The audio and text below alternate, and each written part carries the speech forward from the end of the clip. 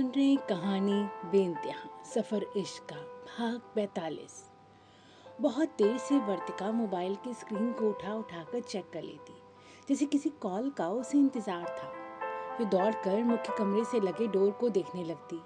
ऐसा करते बीच बीच में वे जल्दी से मैसेज टाइप करके सेंड भी कर देती। दोपहर का समय था और रंजीत तैयार होकर निकलने को था कि वर्तिका आकर उसके सामने खड़ी हो जाती है। जिसे रंजीत मुस्कुरा कर उसके गाल छूता हुआ कहता है, आज साथ में लंच नहीं कर पाऊंगा, थोड़ा जल्दी है। लेकिन भैया, वह उसे रोकना चाहती थी, पर कोई बहाना समझ ही नहीं आ रहा था। चलता हूँ, कहता हुआ रंजीत आगे बढ़ने लगा तो वर्तिका फिर से दौड़कर उसके सामने खड़ी होकर कहने लगी, भैया मैंने आज कुछ खास बनाया था आपके लिए, पर आप तो बिना टेस्ट किए जा रहे हैं।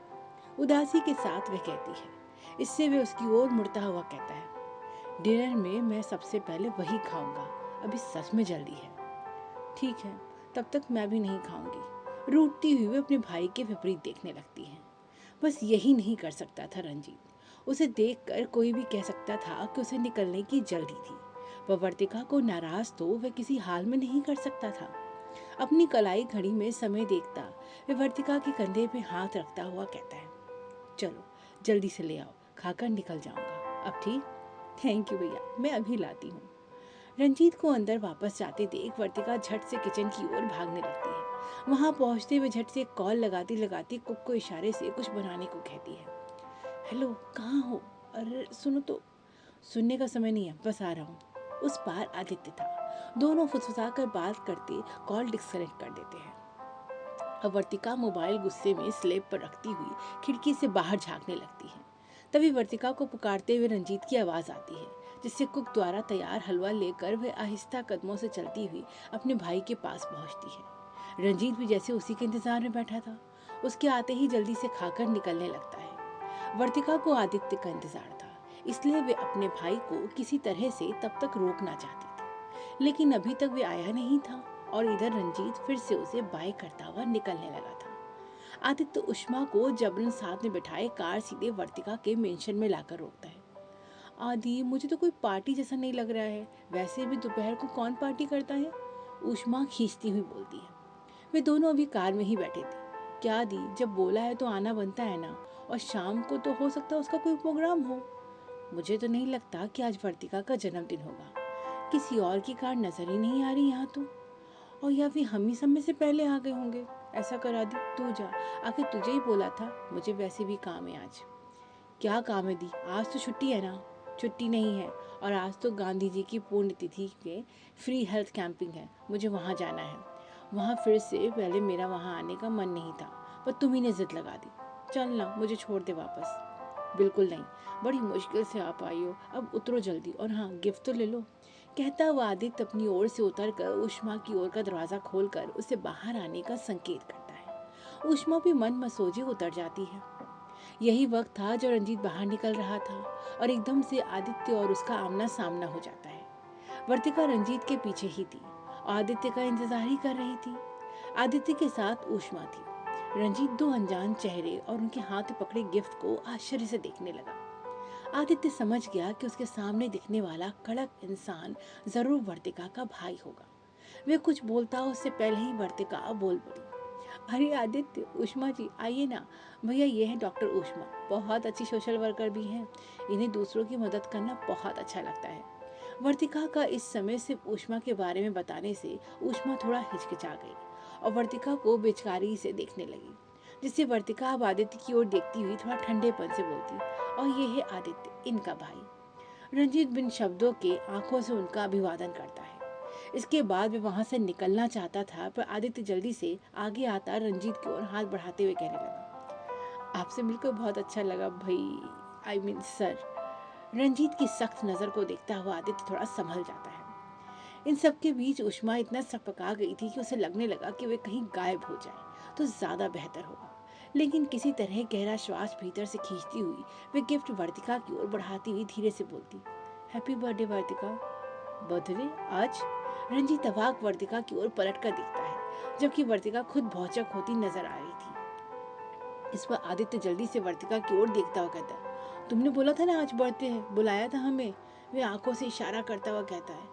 इससे वर्तिका जल्दी से कहने लगी, ओह, गलती से तुमने मेरा समझ लिया होगा। चलो कोई बात नहीं, प्लीज़ अंदर आए ना। अब अगर आप बाहर से दोनों चले गए तो भैया को बुरा लगेगा। रंजीत को समझ नहीं पा रहा था कि हो क्या रहा है। वह हतप्रभ वर्तिका की ओर देखने लगा। वे अब अपने भाई के पास आती धीरे से विनती करती हुई कहती है, भैया प्लीज़ थोड़ी देर रुक जाइए ना, नहीं तो इनको बुरा लगेगा। वर्तिका विनती करती हुई रंजीत को देख रही थी, तो वहीं ऊष्मा और आदित्य अचरज में पड़े हुए थे। आखिर रंजीत उन्हें अंदर आने का निमंत्रण देता हुआ खुद भी अंदर चल देता है। उन्हें अंदर जाते देख वर्तिका पीछे से आदित्य के पास आती फुसफुसाती हुई कहती, तुम्हें कुछ और बहाना नहीं मिला था? आदित्य बस दांत दिखाता हुआ उसके पीछे पीछे चल देता है। इन सबके बीच ऊष्मा बड़ी बेचारी स्थिति में फंस गई थी। आखिर वे सभी मुख्य हॉल में बैठ गए थे। वे चारों एक साथ बैठे थे और नौकर नाश्ता ला रहा था, पर इस बीच बातों का कुछ खास दौर शुरू नहीं हुआ, जिससे वर्तिका आदित्य को आंखों से कुछ बोलने का इशारा करती है। रंजीत और ऊष्मा धीरे धीरे चाय सुड़क रहे थे। आदित्य बिस्किट कुतरता इस खामोशी को तोड़ने का सोच रहा था। वह जल्दी से रंजीत की ओर देखता हुआ बोलता है, वाह ग्रेट सर, आपकी वॉच बहुत अच्छी है, रोलेक्स गोल्ड है ना? Good choice. इस पर रंजीत एक फीकी सी मुस्कान देकर फिर से कप होंठ से लगा लेता है। इससे वर्तिका जल्दी से जवाब देती है, हाँ भैया की चॉइस ड्रेस में भी बहुत अच्छी है। मेरे लिए जब कुछ लाते हैं तो वो ड्रेस बेस्ट होती है। डॉक्टर उष्मा, आपको कुछ सजेशन चाहिए हो तो प्लीज़ आप ज़रूर बताना। इस बार उष्मा संकोच से पलके झपका लेती है। सबके लिए बड़ी अजीब स्थिति बन गई थी। रंजीत और उष्मा उठकर जाना चाहते थे, पर मारे संकोच के बैठे हुए थे कि तभी उष्मा के मोबाइल में कोई कॉल आती है। आदित्य जो उसके बगल में बैठा था देखता है वो कोई स्पैम कॉल थी। लेकिन उष्मा को जैसे कुछ इसी तरह की इंतजार में थी। वह झट से कॉल रिसीव करती बोलने लगती है, ओह क्या अभी ऑपरेशन है? मैं निकलती हूँ बस। हाँ हाँ हाँ, मैं तुरंत आती हूँ। उष्मा अपनी बात कहती कॉल डिस्कनेक्ट करती सामने देखती है। वर्तिका उसे ही देख रही थी। उष्मा इस मौके को कतई नहीं गंवाना चाहती थी। इससे वे तुरंत उठती हुई वर्तिका को देखती हुई कहने लगती, सॉरी वर्तिका, ज़रूरी कॉल नहीं होता तो मैं ज़रूर रुकती। मैंने तो सोचा था हम साथ में लंच करेंगे। वर्तिका उदासी से कहती है, हाँ तो आदि है ना, वो रुक जाएगा, मैं टैक्सी से निकल जाऊंगी। उष्मा जाने को व्यग्र थी। ये देखते वर्तिका का मन बुझा बुझा सा होने लगा। वे बाय कहती निकलती आदित्य को देखती हुई कहती है, आदित्य तुम रुक जाओ, नहीं तो वर्तिका को बुरा लगेगा ना। कहते कहते वे आदित्य को यूं चुपचाप घूरती ऐसे कह रही हो कि तुम्हें तुम्हें बाद में बताती हूँ। उष्मा को जाते देख वर्तिका को कुछ समझ नहीं आया। रंजीत भी चुपचाप बैठा था। तभी वर्तिका रंजीत को टोकती हुई कहती है, भैया आपको जल्दी जाना था ना, तो आप क्यों नहीं डॉक्टर उष्मा को लिफ्ट दे देते? अरे नहीं वर्तिका, मैं चली जाऊंगी। उष्मा कितना मना करती रही, यहाँ तक कि रंजीत भी संकोच से भर रहा था। लेकिन अब इस आखिरी मौके को वर्तिका कतई नहीं गंवाना चाहती थी। उसने जबरन दोनों को साथ में भेज दिया। उन्हें बाहर तक छोड़कर आने के बाद ही उसने गहरी सांस ली। आदित्य ये सब उसके पीछे खड़ा देख रहा था। आदित्य, तुम्हें लगता है इससे कुछ होगा?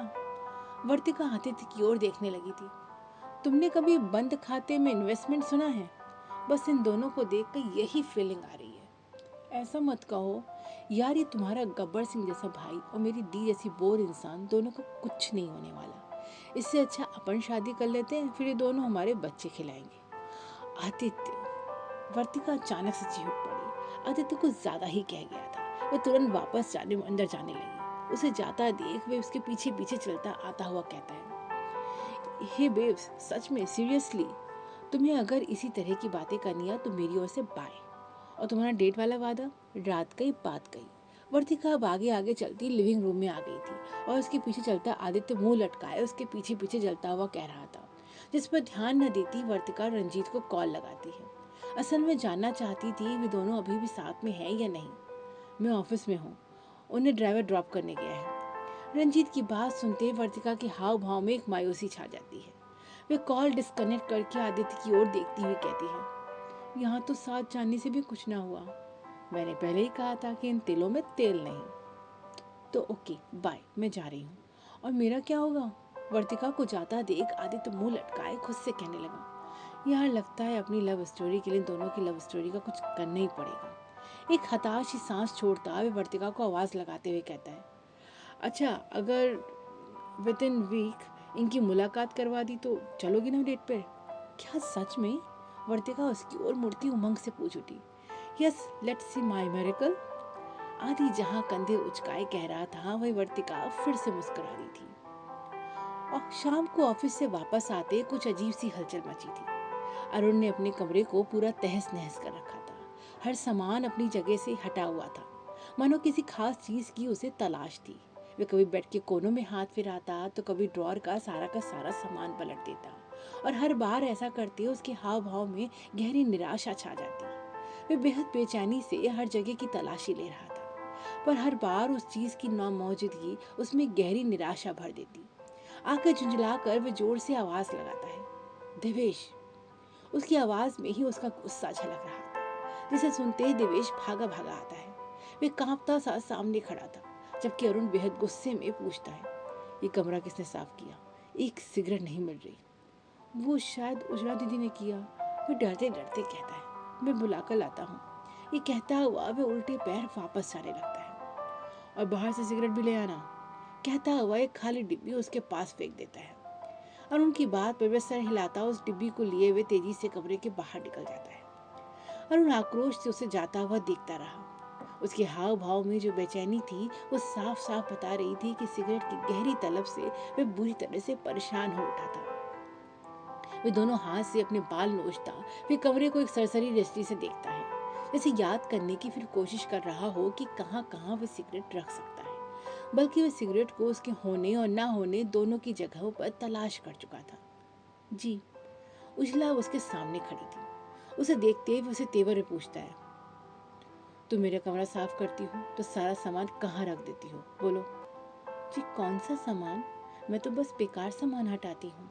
वे बेहद भोलेपन से पूछती है, बेकार का सामान? वैसे सामान कौन सा सामान नहीं मिल रहा आपको? वे जितने भोलेपन से सवाल कर रही थी, अरुण की आंखें उतनी ही गुस्से में चढ़ी जा रही थी।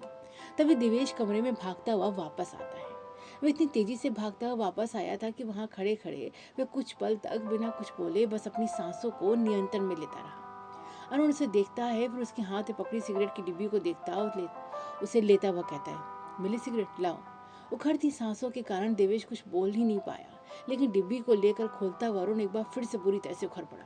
ये तो खाली है। वही तो बताना था कि आज कहीं कोई दुकान नहीं खुली है। मैं आपका ब्रांड दिखाने डिब्बी लेकर गया था। ये कैसे पॉसिबल है कि आज कोई दुकान ना खुली हो? आज बापू की पुण्यतिथि है ना, तो सारे गुजरात में इस तरह की सारी दुकानें बंद हैं, इसलिए। देवेश तभी आवाज में कहता है। ये सुनते अरुण बुरी तरह से उजला को तीखी नजर से देखता हुआ देवेश पर गरजता है, आज के ही दिन सफाई करनी थी, अब जाओ तुम दोनों यहाँ से। ये देखते देवेश तुरंत कमरे से बाहर भाग जाता है, जबकि उजला हौले हौले निकलती हुई देखती है कि अरुण दोनों हाथ से बाल नोचता बिस्तर पर बैठता सर झुका लेता है। उजला के देख कर समझ में आ रहा था कि वह सिगरेट की गहरी तलब से बुरी तरह से इस वक्त परेशान है। उसकी बिखरी हालत पर उसी का दिल दिल से डूबने लगा। उसका मन किया कि दौड़ जाए, उसके सारे दर्द को अपनी बाहों की गर्माहट से पिघला दे, पर अनकही दूरियां वे कैसे लांघ सकती थी। आखिर मन मसोजे वे कमरे से बाहर निकल गई। उजला को पता था इस पर उसे सबसे ज्यादा भावनात्मक साथ की सबसे ज्यादा जरूरत है। ये सोचती हुई मेंशन के बाहर उसके बैकयार्ड एरिया में आती है, जहाँ बडी मौजूद था। बडी उसे देखते ही बड़ी तेजी से पूंछ हिलाता हुआ उसके पास भागा हुआ आता है। मोनू जो बडी का ख्याल रखता था, एकदम से बडी को भागता देख हंसता हुआ बोले लगा, क्या दीदी, आपको देखकर तो ऐसे भागता है जैसे बस आपका ही इंतजार कर रहा हो। इस पर उजला बडी की ओर झुकती हुई उसके मुंह को अपनी हथेली के बीच लेती हुई उसे प्यार से सहलाने लगती है। मोनू का ध्यान जरा इधर उधर होता है तो उजला धीरे से बडी के कानों के पास कहती है, देख, आज मुझे तेरी बहुत जरूरत है। मैंने तो अपना काम कर दिया, अब आगे तुझे ही करना होगा, समझ रहा है ना? वे उसकी आंखों में झांकती हुई पूछती है। वे भी मुंह हिलाता हुआ प्रतिक्रिया देता जैसे वाकई सब समझ गया हो। उसके बाद तुरंत ही वह उजला के से छूटता हुआ अंदर मेंशन की ओर भागने लगता है। उसे अंदर जाते देख मोनू उसे आवाज लगाता उसके पीछे पीछे भागता है। उजला भी हैरानगी चेहरे पर लाती हुई धीरे से बोलती है, अरे बड़ी रुको तो, बड़ी बड़ी रुक जाओ, कहाँ जा रहा है? मोनू उसके पीछे तेजी से भागता हुआ बड़बड़ाता है, आज जाने क्या हो गया, अगर बड़े साहब ने देख लिया तो मेरी तो आज खैर नहीं। बड़ी बहुत तेजी से मेंशन के अंदर प्रवेश कर जाता है, यहाँ तक कि उसके आगे खड़े नौकर भी उसकी फुर्ती के आगे कमतर पड़ जाते हैं। सभी उसे पकड़ने में नाकामयाब रहते हैं और वह सबको पीछे छोड़ता हुआ सीधे सीढ़ियां चढ़ता हुआ अरुण के कमरे में प्रवेश करता है। अरुण हताश सा अभी भी उसी मुद्रा में बैठा था कि तभी बड़ी उसकी ओर तेजी से लपकता हुआ लगभग उसे बिस्तर पर गिरा ही देता है। एकाएक बड़ी को देख वह सकपकाता हुआ उसे पकड़ते हुए कह उठा, बड़ी यहाँ कैसे आए?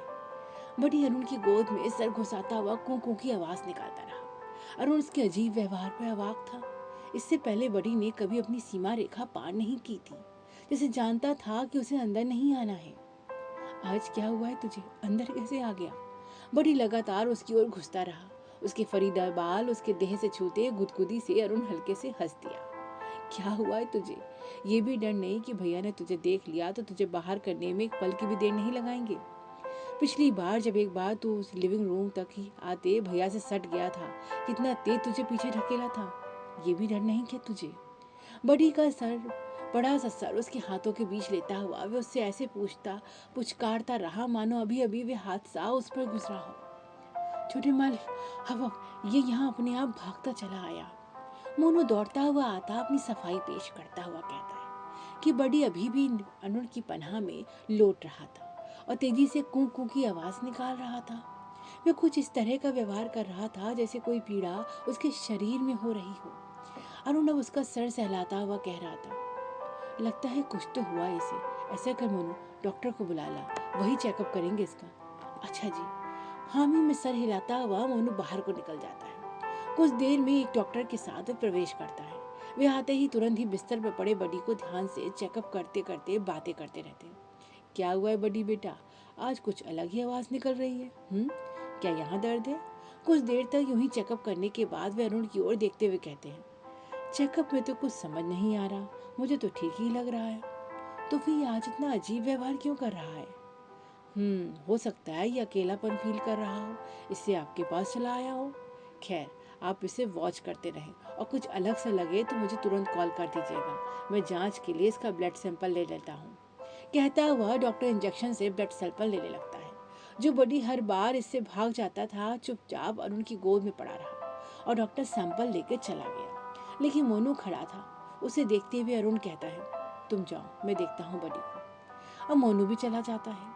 कमरे में अब अरुण बड़ी को अपनी बाहों में समेट लेता, उसके फरीदार बालों को सहला रहा था और ऐसा करते अरुण के हाव भाव अब काफी रिलैक्स हो गए थे। बड़ी भी चुपचाप उसके पास पड़ा था। उदला चुपचाप कमरे के बाहर से मन ही मन मुस्कुराती हुई निकल गई। इससे कुछ देर बाद कमरे में क्षितिज भी आ गया।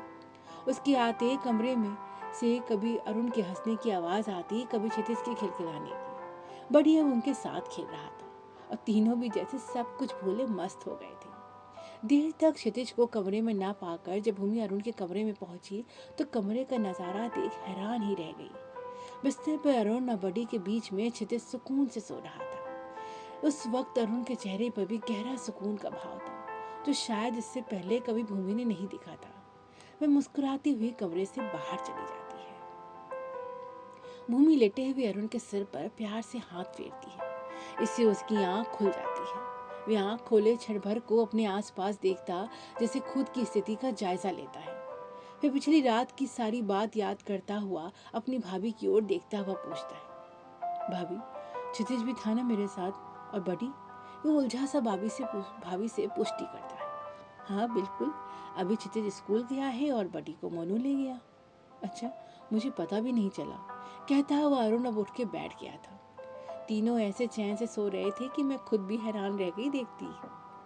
हाँ सच में भाभी, लग रहा है सदियों बाद इतनी गहरी नींद सोया हूँ। सुबह उठकर इतना सुकून कभी महसूस नहीं हुआ। इसके लिए तो फिर तुम्हें उजला को शुक्रिया कहना चाहिए।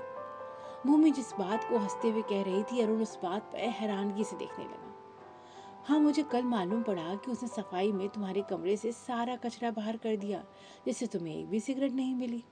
भूमि के कहते अरुण संकोच से अनर्थ देखने लगा तो वह उसके पास बैठती उसके बालों पे हाथ फेरती हुई कहने लगी, मैं बता नहीं सकती कि मुझे कितना अच्छा लगा ये जानकर। अरुण, जैसे भी हुआ ये हुआ हो, बस सच में मैं यही चाहती हूँ कि अब से तुम ये आदत छोड़ दो। अरुण कुछ नहीं कहता, बस एक गहरा श्वास बाहर छोड़ता हुआ हामी में सर हिला देता है। भूमि आगे कहती है, चलो अब उठ जाओ, 11 बज रहे हैं, फिर तुम्हें ऑफिस भी जाना होगा ना। देखता हूँ भाभी, वैसे भी मेरे ऑफिस जाने या न जाने का कोई खास फर्क नहीं पड़ता। डैड और भैया अपनी मनमानी के आगे किसी की नहीं सुनते। उनके लिए तो मैं और मेनका बस एक असर्ट है, जिससे बस उनके शेयर सुरक्षित होते हैं। बाकी सारे फैसले तो वही लेते हैं। अगले कुछ क्षण तक भूमि खामोश बैठी रही, जैसे कुछ और कहने की भूमिका बना रही हो, जिससे अरुण प्रश्नात्मक नजरों से उसकी ओर देखता है। भूमि धीरे से कहना शुरू करती है, अरुण, कुछ दिन से एक बात मेरे मन में उठ रही थी। क्या भाभी? तुम्हारे आगे के जीवन के बारे में। अरुण भौं जोड़े भूमि की ओर देखता रहा। तुम्हें ऐसे अकेला देखते मेरा मन बहुत दुखी होता है। जीवन अकेले नहीं कटता, एक जीवन साथी तो चाहिए ही होता है। अरुण, वो शादी तो नाम मात्र की थी। कब तक ऐसी लड़की का इंतजार करेंगे जिसे हमने देखा तक नहीं? अगर उसे वापस आना होता तो वे अब तक जरूर आ गई होती। वे तो अपने पिता की ऐसी हालत में भी वापस नहीं आई। क्या हुआ उसके साथ हमें ये भी नहीं पता। तभी मेरा मन कहता है कि तुम पिछला सब भूलकर आगे बढ़ जाओ। लेकिन भाभी, आपने ही तो कहा था कि शादी एक बार होती है। ये भी कोई भला शादी हुई? आखिर कब तक ऐसी अधूरी शादी निभाते रहोगे तुम? अधूरी ही सही, लेकिन शादी तो है। और अब फिर से मुझे अपनी जिंदगी में किसी की जरूरत नहीं। यही पल था कि उजला ट्रे लिए हुए कमरे में प्रवेश करती है और दोनों का ध्यान साथ में उसकी ओर चला जाता है। लेकिन वे जानकर किसी की ओर नजरों की ओर नहीं देखती और चुपचाप टेबल पर नाश्ता सजाने लगती है। उजला, वैसे क्या खूब दिन चुना तुमने सफाई के लिए। अच्छा संयोग रहा, नहीं तो पता है इसे सिगरेट मिल जाती और फिर ये आदत कभी नहीं छूट पाती। भूमि उजला की ओर देखती हुई कहती है, जिससे वे क्षणिक नजरें उठाकर भूमि की ओर देखती हल्के से होठों को विस्तार दे देती है। भूमि चलती हुई कहती है, अरुण, मेरी बात पर गौर करना। सच में मैं चाहती हूँ कि तुम अपना पिछला सब कुछ भूल कर आगे बढ़ो। अब तुम्हें इस अधूरी शादी से उबर कर अपने नए जीवन साथी के लिए सोचना चाहिए। भूमि के इतना कहते ही उजला के हाथ से चाय के साथ रखती हुई चम्मच गिर पड़ती है और दोबारा सबका ध्यान उसकी ओर चला जाता है। वे बुरी तरह से हड़बड़ा गई थी और अपना सर जबरन नीचे किए केटल कप सही से रखने लग गई थी। भूमि अपना ध्यान उजला से हटाकर फिर से अरुण की ओर कर देती है, जबकि अरुण का सारा ध्यान उजला की होली बना हुआ था। चलती हूँ। भूमि कमरे से चलती आती है और उजला नजरें झुकाए चाय बनाने लगी थी।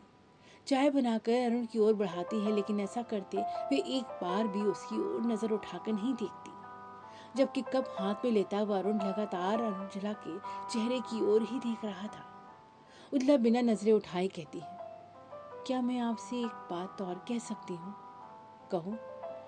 आपको सच में दूसरी शादी कर लेनी चाहिए। ऐसा लग रहा था जैसे बड़ी मुश्किल से वे अपने अंदर से एक एक शब्द बाहर ला पाई हो, जबकि अरुण उसकी इस बात पर बुरी तरह से चौंक गया। उजला अब कमरे से जाने लगती है तो पीछे से उसे आवाज लगाता हुआ वे उसे टोकता है, सुनो। वे रुक कर पीछे मुड़ती हुई कहती है, जी कहिए, कुछ चाहिए था आपको? हाँ, अपनी बात का जवाब। वे सुनकर भौचक अरुण की ओर देखती है। उसकी नजरें लगातार उसे घूर रही थी। इसके बाद वे फिर से अपनी पलकें झुका लेती है। अरुण अब बिस्तर से उठकर उसके सामने खड़ा होता हुआ कहता है, तुमने क्या कहा अभी कि मुझे दूसरी शादी कर लेनी चाहिए? और अगर यही बात मैं तुमसे भी कहूँ तो? जी हाँ, तुम भी तो शादीशुदा हो। हालांकि तुम अपनी पिछली सारी याददाश्त खो चुकी हो, लेकिन इस सिंदूर, इसे तुमने कभी नहीं झुटलाया। फिर तुम कौन सी शादी निभा रही हो?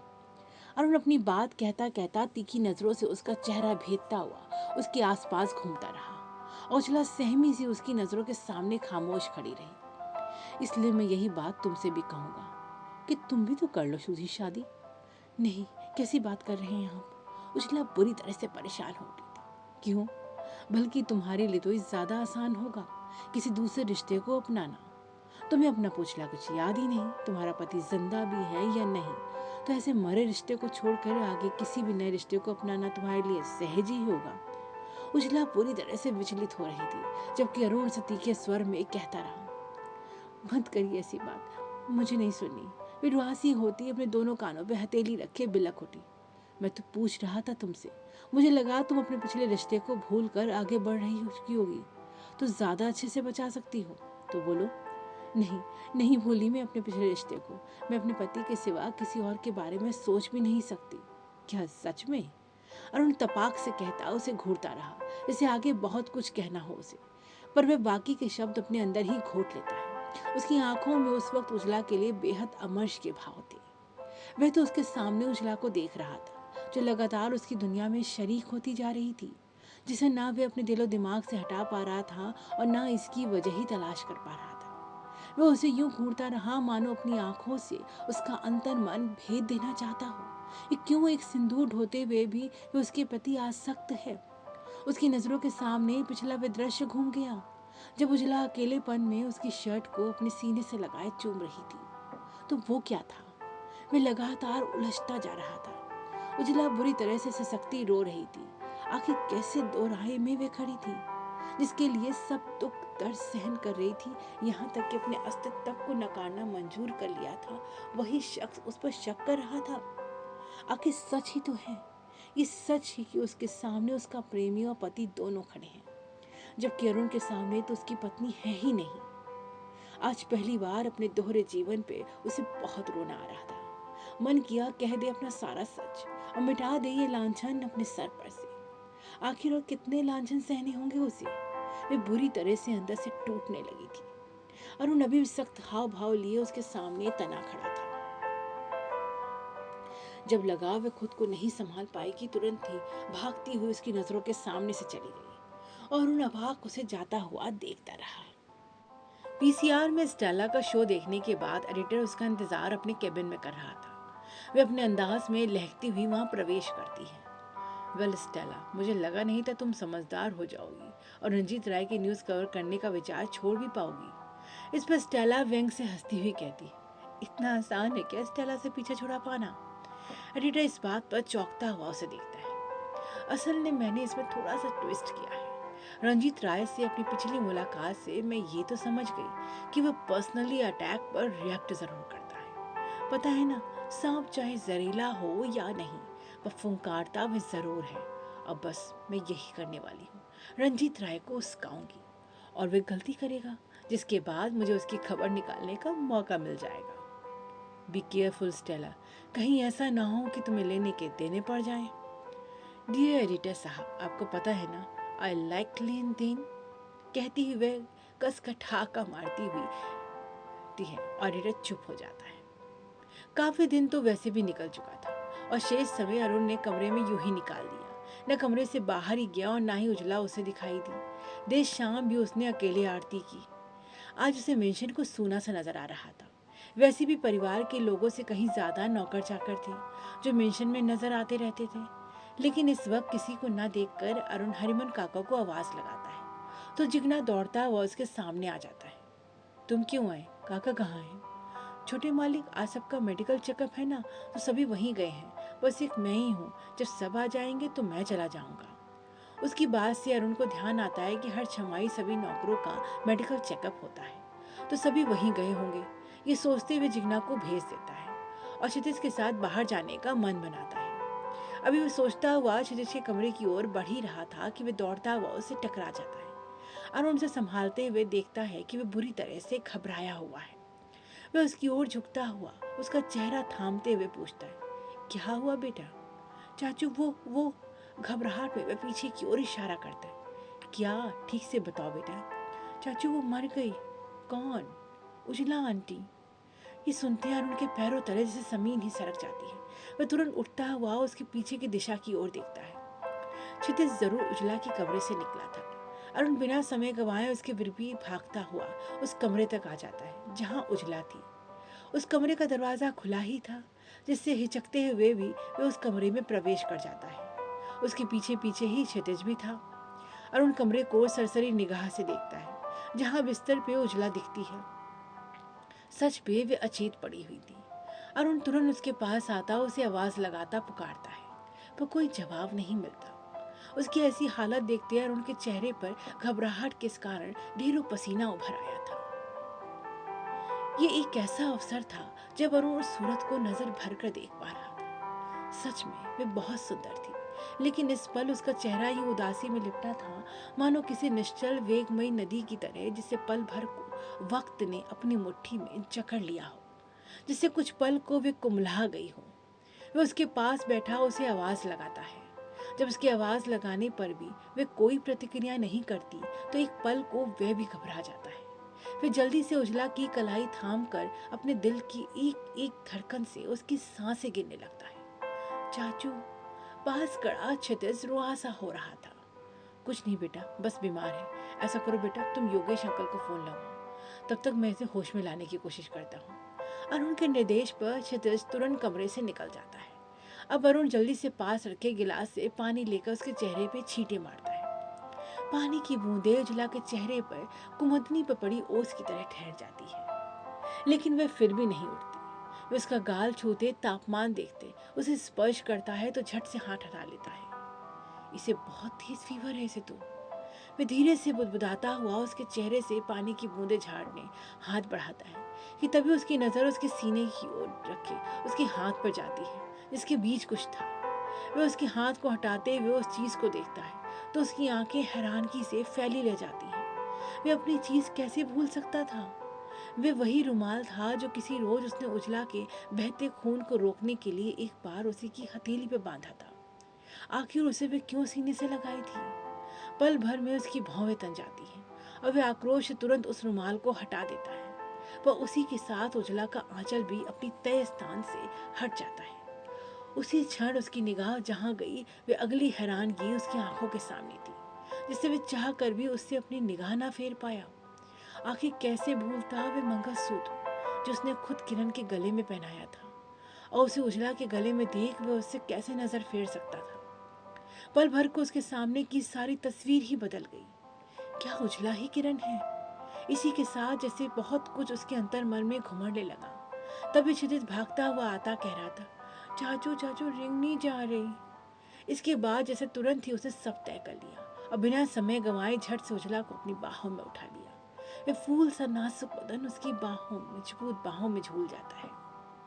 अरुण जल्दी से उसे लिए बाहर निकलता पोर्च की ओर भागता है। उसे जल्दी से पीछे की सीट पर लेटाकर तुरंत ड्राइविंग सीट संभाल लेता है। क्षितिज भी अरुण के बगल में बैठा चुपचाप बैठ जाता है। अगले ही पल कार तेजी से रफ्तार पकड़ती सड़क पर दौड़ जाती है। हाँ हाँ, मैं तब से कह रहा हूँ ये कोई सी पागल खाने का नंबर नहीं बल्कि एक नर्सिंग होम का नंबर है, समझे? गुस्से में भुनभुनाते हुए रिसीवर पटकते हुए वह बड़बड़ाता है, यार ये वाईफाई के साथ फोन नहीं मुसीबत दे देते हैं। एक तो कोई फोन नहीं आएगा, अगर आएगा भी तो हमेशा रॉन्ग नंबर। योगेश भनभनाया चेहरा देख उसके मरीज सामने देख हंसी आ जाती है, जिसे योगेश उन्हें घूरता है। इसे तुरंत ही दांत मुंह के अंदर बंद किए वे फिर से मुंह लटकाए बैठ जाते हैं। वे मरीज का चेकअप करने ही जा रहा था कि फिर से फोन की घंटी बज उठती है। लगातार बजती घंटी को घूरता हुआ आखिर रिसीवर उठाकर माउथ पीस में लगभग दहाड़ते हुए पूछता है, हेलो, कौन है? उधर से जो आवाज आती है उसे सुनकर योगेश पूरा समूह बनाते हुए फिर कहता है, मेरे बाप माफ कर दे, बार बार तुझसे मैं एक ही बात कह रहा हूँ, ये पागल खाने का नंबर नहीं है। कसम खाता हूँ ये सच में पागल खाना नहीं है, और तूने एक दो बार और फोन किया ना तो मैं जरूर पागल हो जाऊंगा। योगेश रिसीवर बगल में पटकते हुए अभी चैन की एक सांस छोड़ ही पाया था कि अरुण की घबराई आवाज उसके कानों में पड़ी। वह उसके सामने पसीने से भरे चेहरे के साथ बुरी तरह से घबराया खड़ा उसे जल्दी से अपने साथ चलने को कह रहा था। उसकी ऐसी हालत देखने के बाद न योगेश कुछ पूछ पाया और न अरुण उसे ही इतना वक्त दिया कि दोनों ही साथ में फिर चैम्बर से बाहर निकल गए। इस वक्त अरुण के मन में कितनी बेचैनी थी ये बस उसका मन ही जानता था। वह उस वार्ड के बाहर उस स्थान पर खड़ा था जिसके अंदर का दृश्य वे वहीं से खड़े खड़े साफ साफ देख सके। क्षितिज योगेश के साथ था और योगेश नैना के साथ उजला का चेकअप कर रहा था। योगेश के निर्देश पर नैना उजला के ड्रिप लगा रही थी और वहीं से खड़े खड़े ही अरुण जैसे उस चुभन को अपने अंतरस चुभता हुआ महसूस कर रहा था। कितनी अजीब सी कश्मकश में वह फंस के रह गया था। किरण और उजला के बीच वह बुरी तरह से झूल रहा था। किरण जिसे बिना देखे उसने अपने दिल की गहराइयों से चाहा, तो वहीं उजला जिसे देखते हुए भी उसकी तरफ झुकते अपने दिल को उसने कितनी मजबूती से रोके रखा। उस चेहरे को निहारते जाने कितने ढेरों प्रश्न उसके दिमाग में बुरी तरह से तूफान मचाए थे। उसका मन तो कह रहा था कि अभी जाकर उसे झंझोड़ कर पूछे कि अगर उसकी जिंदगी से जाना नहीं था तो क्यों उसके जीवन में इस तरह साथ में रही, क्यों हर एक दिन उसके जीवन का अटूट हिस्सा बनती चली गई। क्यों ना उसे गिरने दिया और ना ही संभलने ही। कितनी शिकायत, कितनी नाराजगी है उसके प्रति। वो उसकी निस्तेज अवस्था को देखकर वह दिल मसोजे बस उसे निहारता रहा। बस आज जी भर कर वह उस चेहरे को हक से देख रहा था। अरे अरुण, यहाँ क्यों खड़े हो? जाकर केबिन में बैठना। आवाज पर चौंक कर अरुण अपनी तंद्रा से वापस आता अपने सामने खड़े योगेश को देखता है, जो उसे इस तरह से बाहर खड़ा हुआ देखता हुआ कह रहा था, अभी ठीक है, बस हाई टेम्परेचर होने की वजह से बेहोश हो गई थी। आज रात भर ऑब्जर्वेशन में रखूंगा तो कल तक मैं भी डिस्चार्ज कर दूं। चला। कहता हुआ वह उसके कंधे पर अपनी बाह फैलाए उसे वहां से ले जाता है। अब उन दोनों के साथ क्षितिज भी कमरे में केबिन में बैठा था। क्षितिज उदासी से उनकी ओर देख रहा था, जिससे योगेश बड़ी बड़ी सी स्माइल करता हुआ कहता है, तो चैम्प क्या लोगे, आइसक्रीम? इस पर क्षितिज उदासी से ही योगेश की तरफ देखता रहा, तो योगेश उसके गालों को थपथपाते हुए कहता है, मेरा ब्रेव बॉय, सैड क्यों है? अरे तुम्हारी नैनी आंटी को कुछ नहीं हुआ, बस आज रेस्ट करेगी तो कल देखना तुम्हारे साथ खड़ी होगी। ये सुनते क्षितिज का बाल मन सच में मुस्कुरा पड़ा। योगेश जल्दी से एक आइसक्रीम और 2 कॉफी का ऑर्डर करके अरुण की ओर देखता है, जो कहीं और ही खोया हुआ नजर आ रहा था। अरुण, कहाँ खोए हो? नहीं। अच्छा, तूने पूछा ही नहीं कि मेरी नैना से बात हुई कि नहीं? चल मैं ही तुझे बता देता हूँ। योगेश जहाँ दिलचस्पी से अपनी बात बता रहा था, वहीं अरुण का मन जैसे वहां था ही नहीं। बस सोच रहा हूँ अगले हफ्ते नैना ने जन्मदिन पर अपने घर बुलाया है। सोचता हूँ तभी अपनी मन की बात उसके सामने रख दूँ। पता नहीं क्या सोचती है ये लड़कियां, आपके मन में ना गहरा समंदर होता है, पता नहीं क्या क्या छिपा रहता है इसके अंदर। इस पर अरुण श्वास छोड़ता उसका चेहरा देखता रहा। तब तो उनके बीच कॉफी और आइसक्रीम भी आ गई। काफी देर तक वहीं रुके रहने से भूमि का फोन योगेश के पास आता है। फोन रखते ही योगेश अरुण से कह रहा था, बहुत देर हो रही है, मेरे ख्याल से तू ना क्षितिज के साथ वापस चला जा। बाकी उजला की फिक्र मत कर, मैं चला भी जाऊंगा तो भी रात की नाइट शिफ्ट रहती है और मैं स्पेशली कह के जाऊंगा उसके बारे में, ओके? अरुण क्या चाहता था वो योगेश से ना कह सका। फिर क्षितिज को तो वापस घर ले जाना ही था, इससे योगेश की बात पर हामी भरने के अलावा उसके पास कोई चारा नहीं था। कुछ समय बाद योगेश के साथ साथ अरुण भी क्षितिज को लिए वहां से निकल जाता है। कौन जानता था कि उसका मन जो किरण के पास से जरा भी टस से मस नहीं हुआ था। क्षितिज को घर पर छोड़कर वे किसी को बिना बताए वापस योगेश के नर्सिंग होम में आ जाता है। आप डॉक्टर साहब? तो नर्स उसे अचानक सामने देख चौंकती हुई पूछती है। हाँ, योगेश से बात हो गई, तुम जाओ, मैं यहीं बैठता हूँ, कुछ जरूरी होगा तो बता दूंगा। अरुण की बात को मानती हुई नर्स चुपचाप उठकर चली जाती है। अब रूम में अरुण और बेड पर उजला लेटी हुई थी। वे अभी भी उसी भांति निस्तेज पड़ी थी। वे उसके पास बैठा नजर भर कर उसे निहार रहा था। किसे खबर थी कि उसे देखते हुए उसका मन कितने झंझावात से गुजर रहा है। उजला ने किरण के प्रति सबकी नफरत अपनी आंखों के सामने झेली। जिस घर की रानी बनना था वह नौकरानी बनकर रही। आखिर क्या है उसके मन में? अगर लौटना था तो क्यों गई थी मुझे छोड़कर? अपना सच क्यों छिपा रही थी सबसे? क्या है उसका सच जिसे वे जानकर सबके सामने नहीं ला रही? सोचते सोचते अरुण झटके से अपना सर दोनों हाथों से थाम लेता है, जैसे इन सारे प्रश्नों की चुभन से उसका अंतरस मन किलक उठा हो। बेहद बेचैनी उसके जहन में भरने लगी थी, जिसकी तड़प साफ साफ उसके चेहरे पर अब नजर आ रही थी। पूरी रात वे वहीं एकटक बैठा रहा, कभी टहलता तो कभी उसके सिरहाने बैठा देर तक उसका सर सहलाते उसे निहारता रहता।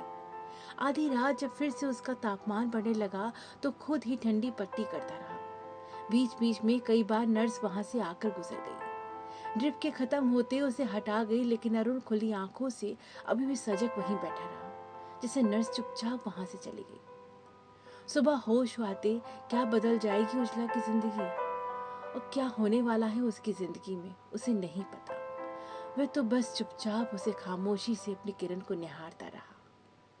अरुण की रात जिस बेचैनी में कटी ये बस उसे ही खबर थी। पूरी रात एक तक जाग कर उसने गुजार दी। एक पल को भी उसने पलकें नहीं झुकाई। नर्स अपनी ड्यूटी और टाइम में 1-2 बार आकर चेक कर गई, पर हर बार उसे वे जगा हुआ ही मिला, जिसे वे चुपचाप अपना रूटीन चेकअप करके वापस चली गई। सुबह का उगता हुआ सूरज भी अरुण ने जैसे अपनी खुली हुई आंखों से देखा। उजला अभी भी अचेत सो रही थी, पर उसकी देह का तापमान ठीक था। ये अरुण चेक कर चुका था। अब सुबह का रेगुलर चेकअप करके नर्स फिर से आ गई थी, जिससे अरुण उठकर टहलता हुआ कमरे की देहरी से जाकर खड़ा हो गया। गुड मॉर्निंग, अब आपको कैसा लग रहा है? ये नर्स की आवाज़ थी। उसकी आवाज़ सुनते अरुण का ध्यान बेड पर लेटी उजला की ओर जाता है, जिसका चेहरा तो उसे नहीं दिख रहा था, पर आवाज़ से लगने लगा कि उसे होश आ गया है और नर्स उसे ही गुड मॉर्निंग विश कर रही थी। मैं कहाँ पे हूँ और क्या हुआ था मुझे? अरे आप लेटी नहीं, आपको रात में बहुत तेज फीवर था, जिससे आप बेहोश हो गई थी और उसी हालत में आप हॉस्पिटल में एडमिट हुई। पर आप अब बिल्कुल ठीक है, डॉक्टर साहब अभी आते होंगे। उजला नर्स की बात सुनती हुई अब उसके पीछे देखने की कोशिश करती है। अरुण का चेहरा वे भी नहीं देख पा रही थी, पर उसके होने का आभास उसे मिल गया था। नर्स उसका चेकअप करती हुई कमरे से जाने लगी तो देहरी पर अरुण को देखती हुई कह उठी, सर आप रात भर से जाग रहे हैं, आप चाहे तो डॉक्टर साहब के आने तक मैं बैठ जाती हूँ, आप आराम कर लीजिए। नर्स के ऐसा कहते ही अरुण तुरंत असहज हो उठा, क्योंकि उसे बिना देखे ही पता था उजला की नजर उसी की ओर उठी हुई है और ये बात भी वह सुन चुकी होगी। फिर भी वह खुद को इन सबसे निर्लिप्त दिखाने के लिए सीने पे हाथ बांधे हुए कहता है, नहीं मैं बस निकलने वाला हूँ। ये सुनते नर्स चुपचाप चली जाती है। उजला अभी भी अचरज में पड़ी सब देखती हुई सोच ही रही थी कि अगली आवाज पर उसकी नजर ठीक दरवाजे की ओर चली गई। भूमि वहीं चली आ रही थी। अरुण भूमि को देखकर हटना चाह रहा था, पर उससे पहले ही वे अरुण को देखती ही बोल पड़ी, अरे तुम यही हो क्या? रात भर से यहीं थे? भाभी की बात पर अरुण तुरंत रिएक्ट कर उठा, नहीं तो मैं खुद बस अभी भी यहाँ आया हूँ। अच्छा। अरुण की बात पर वह सर हिलाती अब उजला की ओर बढ़ गई थी। भूमि को अपनी ओर आते देख उजला उठने की कोशिश करने लगी, जिसे देखती हुई भूमि कह उठी, अरे अरे उठो नहीं उजला, बताओ कैसा लग रहा है, अब ठीक तो हो ना? कहती हुई उसका माथा छूती हुई कहती है, अब तो टेम्परेचर बिल्कुल ठीक है, तो आंटी हमारे साथ वापस चल सकती है। ये क्षितिज था जो अपनी माँ के साथ ही आया था। अरुण अभी भी देहरी पर चुपचाप खड़ा था। हाँ क्यों नहीं, अब तुम्हारी योगेश अंकल परमिशन दे दे तो बस। उजला क्षितिज को सामने देख मुस्कुराती उसे देखती हुई कह रही थी, आपने क्यों तकलीफ की, मुझे ऐसा भी क्या हुआ था? आंटी आप सच में बहुत बीमार थी, चाचू आपको उठा के यहाँ लाए, आप ठीक होकर मेरे साथ चलोगी तो मुझे बहुत अच्छा लगेगा। क्षितिज की प्यारी बातों पे उजला धीरे से मुस्कुरा देती है। वे अपनी नजरों के आभास से अरुण का वहां होना जान रही थी, लेकिन अब सीधी नजर उठाकर उसकी ओर न देख सकी। हाँ भाई तुम जल्दी से ठीक हो जाओ, नहीं तो तुम्हें सबसे ज्यादा चाहने वाला परेशान हो जाएगा। तुम्हें पता है कल रात से यहाँ आने की रट लगाए हुए हैं, इसलिए देखो सुबह सुबह ही आकर माना, जबकि अभी स्कूल भी जाना है। उजला अब स्नेह से क्षितिज को देखती है, जो अपनी चंचल निगाह से उसे ही देख रहा था। गुड मॉर्निंग, गुड मॉर्निंग, सबको विश देता हुआ योगेश जल्दी से उस कमरे में प्रवेश करता है। योगेश ने भूमि का वहां होना सोचा नहीं था, जिससे वह भूमि को देखते चौंक जाता है। फिर उसे अभिवादन करता हुआ उनका वहां होना समझता हुआ कहता है, बस फीवर के कारण बेहोश हो गई थी, ऐसे अब तो काफी ठीक लग रही है। कहता हुआ नर्स द्वारा लिखा हुआ नोट पढ़ता हुआ कहता है, आज ही डिस्चार्ज कर दे दूंगा। क्यों क्षितिज, अब तो हैप्पी हो ना? इस पर क्षितिज सच में भरपूर मुस्कान से मुस्कुरा देता है, तो क्या अभी अपने साथ ले जा सकती हूँ? बस भाभी 1 घंटे बाद, वो क्या है मैंने कुछ टेस्ट कराए हैं, उनकी रिपोर्ट देख लूँ तो श्योर हो जाऊंगा कि नॉर्मल फीवर था। ओह पर मैं 1 घंटा तो नहीं रुक सकती, और फिर अभी क्षितिज को स्कूल छोड़ने भी जाना है। भूमि कहती हुई अरुण की ओर देखती हुई आगे कहती है, जो अभी भी वहाँ बेहद खामोशी से खड़ा था, अरुण तुम रुक रहे हो, तुम ही ले आना उजला को या मैं कार भेज दूं? अरुण जल्दी से कहता है, जैसा आप कहे भाभी, वैसे मैं कुछ देर रुक तो रहा हूँ। ओके, फिर ये तय हो गया, तुम ही ले आना उजला को, चलो अब मैं चलती हूँ। कहती हुई भूमि क्षितिज के साथ बाहर चली जाती है। उजला हतप्रभता से सब देख रही थी। अब योगेश अरुण के पास खड़ा होता हुआ कहता है, यार तू क्या सच में रात भर यहीं था? नर्स बता रही थी, ऐसा कर। योगेश कहाँ है? तुम यहाँ हो? अब पूरे नर्सिंग होम में तुम्हें तलाशती घूम रही हूँ। ये वर्तिका थी, जो योगेश को देखती हुई वही रूम में आ गई थी। तभी अचानक उसकी नजर अरुण पर पड़ी, जो पूरी तरह से झेप गया था। जिनकी नजरों से बचना चाहता था वही सब उसे नजर आ रहे थे। अरुण? वर्तिका हैरानगी से उसे देखती है। उजला की निगाह भी बस उन्हीं की ओर उठी हुई थी कि तभी कुछ ऐसा हुआ जिसका अंदाजा किसी को भी नहीं था। अरुण एकदम से अपनी हाव भाव नियंत्रण करता हुआ खुश नजर आने लगा था और उसी उमंग से एकदम से वर्तिका को गले लगाते कह रहा था, हेलो वर्तिका, कैसी हो? बहुत लंबे समय बाद तुम्हें देखा और सच में आज तुम्हें देखकर बहुत अच्छा लगा। वैसे आज कुछ अलग ही नजर आ रही हो तुम। ये अरुण है? क्या ये वही अरुण है? वर्तिका आश्चर्य से उसे देखती रह गई। अरुण उसे गले लगाकर बड़ी वाली मुस्कान के साथ कह रहा था, चलो वर्तिका, आराम से बैठकर बातें करते हैं। इतने दिन बाद मिली हो तो तुमसे बहुत सारी शिकायत करनी तो लाजमी है। कहता हुआ वह नाटकता से हंस पड़ा, पर इसके विपरीत वर्तिका और योगेश आंखें फाड़े उसे देखते रहे। उजला तो खैर उसके मन पर इस पल क्या गुजर रही थी ये तो बस उसे ही पता था। सच में इससे पहले कि वर्तिका या योगेश कुछ प्रतिक्रिया करते, अरुण वर्तिका के कंधे पे हाथ फैलाए उसे वहां से बाहर ले जाता है। सच में इससे पहले कि वर्तिका या योगेश कुछ प्रतिक्रिया करते, अरुण वर्तिका के कंधे पे हाथ फैलाए उसे वहां से बाहर ले जाता है।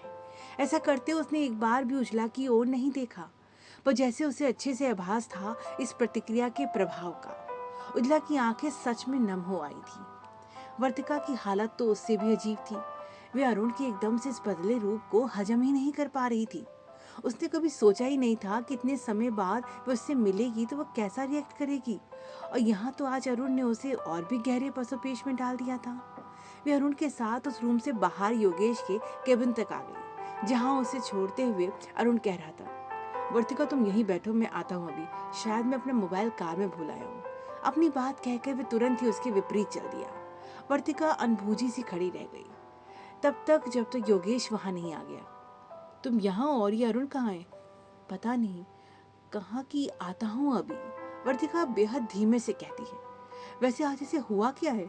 कल से अजीब व्यवहार कर रहा है। इसका माइंड भी ना कुछ समझ नहीं आता। लगता है इसका सिटी स्कैन करा के इसके दिमाग को समझना पड़ेगा।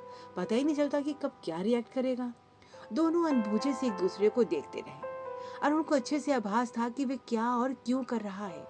ये वर्तिका के साथ खुद का होना जैसे उजला के मन की कसौटी पर परखना चाह रहा था, और उसकी छुपी आंखों से उजला की भीगी पलकें छिपी न रह सकी। वर्तिका को जानकर वे छोड़कर बाहर निकला था और यूं ही आसपास घूमता हुआ वे वर्तिका का वापस जाने का इंतजार कर रहा था, और ठीक हुआ भी वही।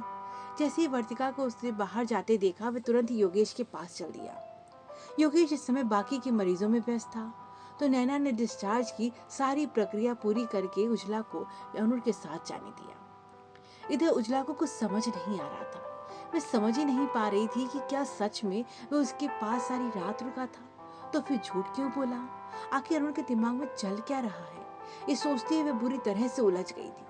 आज तक किसी भी गैर लड़की का नाम तक उसने इसके मुंह से ना सुना, आज तो वह किसी अनजान लड़की के गले लगा रहा था।